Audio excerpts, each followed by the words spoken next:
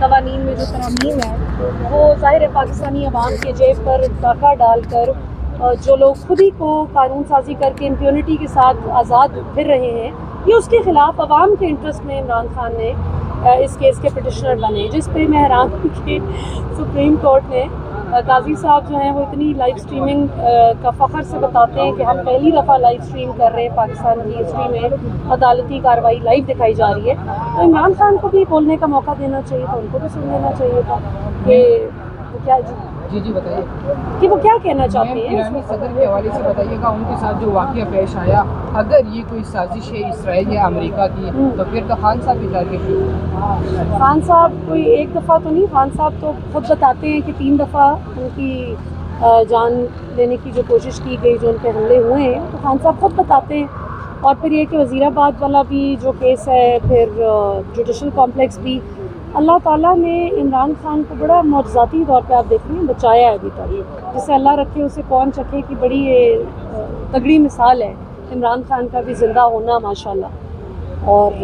میں ایرانی صدر کے حوالے سے میں کیا کہوں گی، کل میں وہ سن رہی تھی، ایویشن ایکسپرٹ ہیں wing commander retired captain Asim Nawaz صاحب،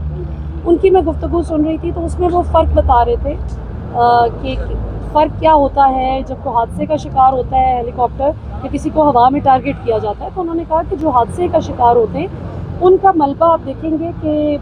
10 20 15 گز کے اندر آپ کو ملے گا، لیکن جس ہیلی کاپٹر کی تباہ شدہ حالت آپ ایسی دیکھیں کہ ملبہ جو ہے وہ کئی میل دور پھیلا ہوا ہے، کوئی کدھر ہے ٹکڑا کوئی کدھر ہے، تو وہ واضح طور پہ ایک انہوں نے کہا بقول ان کے یہ ایک بڑی پکی نشانی ہوتی ہے کہ اس کو کسی نے ہوا میں ٹارگٹ کیا ہے۔ تو ایویشن ایکسپرٹس کی یہ رائے ہے کہ جس قسم کی حالت ملی اس ہیلی کاپٹر کی، وہ تو لگتا ایسا ہی ہے کہ جیسے کوئی کسی نے ٹارگٹ کیا ہو، لیکن ظاہر ہے جب تک ان کی تحقیقات تفتیش پوری ایران کی اسٹیٹ ظاہر کر رہی ہے اس وقت، تو جب تک وہ حتمی فیصلہ ان کی جانب سے کسی تفتیش کے کنکلوزیو